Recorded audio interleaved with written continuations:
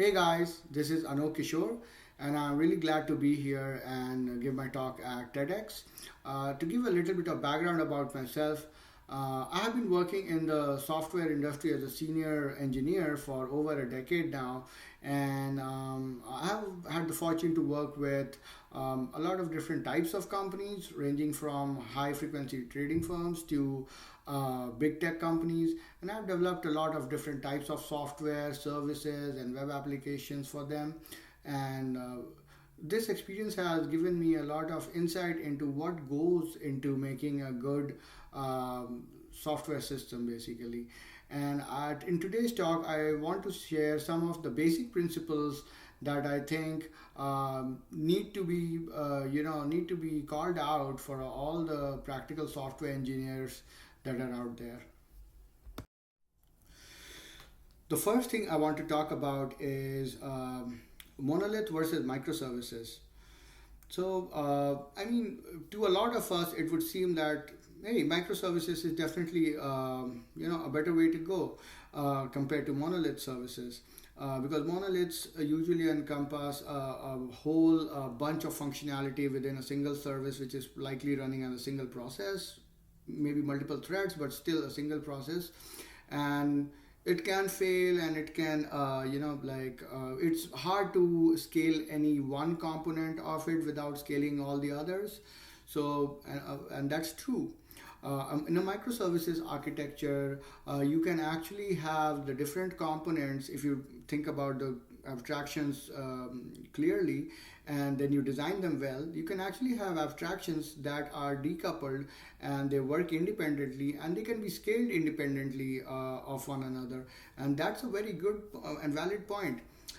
But in real world, it's not always the case. Actually, it's not always that microservices are better. While microservices do have this flexibility, they do come with a baggage that you need to have much more network communication, and need to have much more resources in order to host these microservices, because each part of the microservice, like each service in itself, needs somewhere to be hosted. It needs to take on network resources. It needs to have its own even if it has a shared memory or shared data store, there still needs to be some sort of manifestation of this particular instance of that service.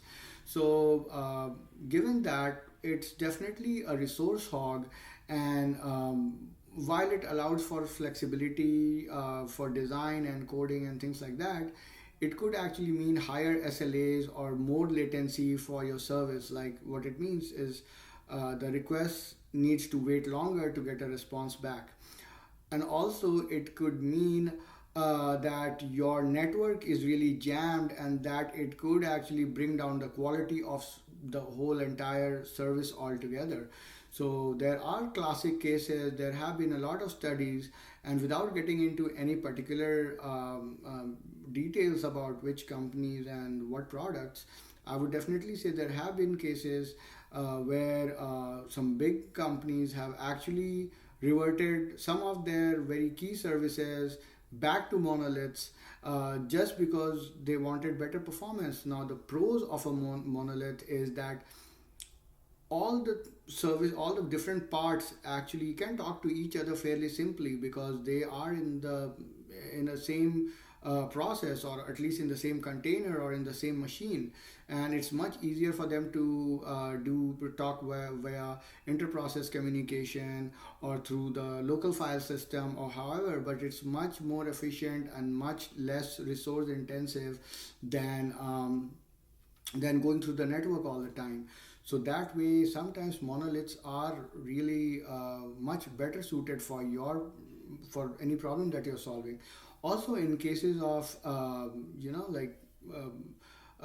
trading companies where they need really ultra low latency systems for their trading applications, over there, actually, you can almost never have a microservices kind of an architecture where the services are hosted onto different nodes, because they simply cannot afford so much latency to process market events, because that would mean losing their competitive advantage. In such cases, they usually go with some sort of a monolith architecture. In fact, it's more like a hybrid approach. So what happens is the services or the service is actually stood up as a monolith, although the design is more like a microservice, like it might have multiple threads who are acting like the services, and they're talking to each other via shared memory or IPC, or like in different ways, but they're not going out to the network to communicate with one another. So these are some of the considerations actually you should really have without blindly assuming that microservices is the right approach. And yep, that's where I will stop this topic, and I'll get on to the next one. The second point I want to talk about is state management for your services. Now, it's a very good practice actually nowadays. If you want to have a very highly scalable set of services that can respond to hundreds of thousands or even millions of requests, that you keep them as stateless as possible. That allows you to actually scale the services in any dimension. And the load balancer also can be relatively much faster without having to keep any state information about which request to map to which instance of the service. And also you can dynamically add and remove services, instances of the services, or even if they go down by their own, you're not as affected, and the behavior of your service seems very transparent to the user. So a very good way to do this is abstract away or outsource your state management totally to a new set of services that's internal to you, like that's not visible to the user. So let's call these state management services. It could be implemented using maybe something like Redis clusters or a database, or anything of your choosing, so to say, like whatever fits your SLA basically. So if you do that, then you can basically have the same set of service run on different instances. You can ping pong between the different instances as you wish with the same request. So yeah, and yeah, someone could definitely argue that this adds more network latency. This kind of increases your time between the request and response to some degree, and that is true. But you can be clever about it, and maybe it only checkpoint the states at certain given times. For example, let me say you have an application that so let's say a shopping application, and the user is adding items onto the cart. So it's not necessary for you to save the state every time the user adds any item. Maybe you can throttle this, and you can you can sync with the state service every time there is a fifth action on the cart. So for example, to keep it simple, let's say every fifth item that's added, that's when you checkpoint and save the state of the cart onto the state service.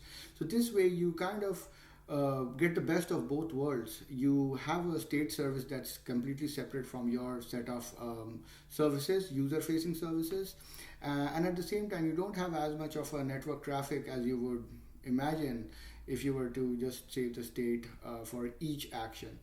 So yeah, to scale, like to millions or even tens of millions of users or requests, and keep your design simple yet effective. It's very important to keep your services as stateless as possible. The next topic I want to talk about is testing of your services or testing of your web application code.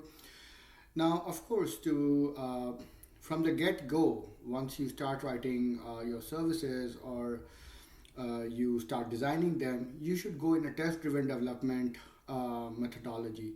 Now, what that means is you write certain functionality, you write a certain piece of behavior, and you immediately write a unit test for it, and you test it out. That way, you are actually doing an iterative development of your service, while at the same time testing it for at least the basic functionality and you are weeding out any small or logical bugs, or mishaps or things that were overlooked, those kinds of bugs are being taken care of. And also you are preparing yourself for faster development velocity in the near term, because you can start modifying your functions. If the behavior doesn't change, your unit test should pass. So that allows you to confidently make changes to your code. So this is also a very plus side of test driven development. And at the same time, you should keep, this will also force you to keep in mind the testability of your code. Now what I mean by that is that you design things in a way where external dependencies, like for example database connections or reading from the file system or talking to other services, these are all done via interfaces usually. So why that's the case? So that in the unit test cases and the unit tests, you can set up fixtures for mocks where these external dependencies can be just easily mocked with local data. And that way, during the unit test, you don't have to actually go and talk to these services over the network. So this kind of design allows your code to be testable, and it's done in an iterative way while each component is being tested as it's being developed. So that gives a very good confidence to other contributors as well when they start developing the code. Now another thing I also want to talk about is the test coverage.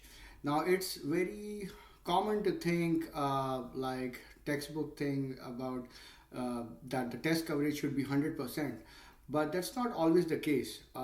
In fact, on the contrary, like if you are writing services that depend on new requirements, or let's say it's a greenfield project and the requirements are new and even the clients themselves don't know what they really want to achieve out of these services, and the requirements keep changing every now and then, or things keep getting added or modified.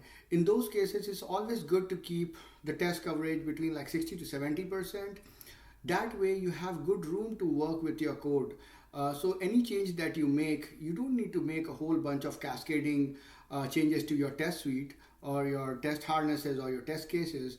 If it's just 60-70% of test coverage, most likely you are testing the critical parts of your code, and any changes that don't actually affect the behavior of the code but are more optimizations or correctness in the behavior or something like that, you have to do some minimal changes in the test code and you should be done.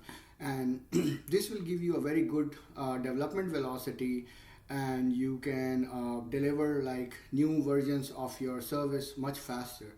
Once your service is fully matured and it's like it's been stood up for, let's say, a few months or even a year, then you are fairly confident that these services are rock solid, the requirements have been fleshed out, they have matured to a point where there's not a whole lot of sweeping changes going on. In such cases, maybe you can increase the coverage to about 90 to 95%, so that now these are your rock solid services with clear-cut requirements, and yeah, they are well tested as well. So, yep. The next thing I want to talk about is observing and monitoring your systems, your services basically, while they're up and running in production. And a lot of cloud providers these days provide a set of different services that actually you can use with your services to report these, to help them actually observe your services and to raise alerts or record metrics and other things like that. So testing is good while doing development to make sure that you are not making any logical errors on your end. However, during runtime, many other things could go wrong. Like you have so many external dependencies most likely in your services that may not respond in a way that you expect them to, or they could just simply fail. They might not respond at all. And a lot of similar things can go wrong during runtime. So it's very good to actually actively monitor your own systems and not wait for the end clients to actually report to you that something failed. So a good A way to do that is already build your services with observability in mind, and also metrics in mind. So while failures are one thing, there's also something known as quality of service. Uh, some things like latency and throughput are the two very basic measures of your service, which say like when you send a request, how long does it take for it to get a response back? Now that is known as latency, versus how many requests can your system handle in a given second. That is known as throughput. So you definitely want to take care of these metrics and see that how your system is performing in terms of quality. So these can actually be termed under as quality of service. So definitely, while you are designing your code, you should always keep in mind that you will need to have some sort of monitoring, and some sort of metric reporting to do. Now, monitoring is also needed, like for real-time alerts. Of course, if something is failing, you get an alert. Either you get a pager duty, or you get an email, or whatever. However, you've set up your alerting systems. That is very good for live support. Also, while recording metrics, you get to know the quality of the service being rendered to your end clients eventually.